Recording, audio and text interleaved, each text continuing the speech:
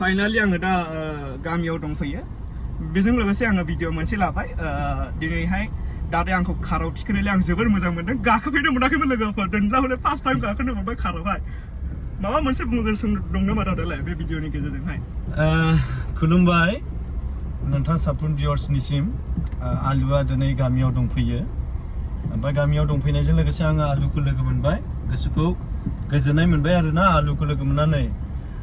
गोबाव सम जोङो आलुजों आंजों गेप्स जालायनानै दङमोन ना नांलायनाय बायदि जानानै दंमोन लोगोफोर नांलायनो माने नांलायाखै दे इयो एसे बुंबाय नंखाय बुंबाय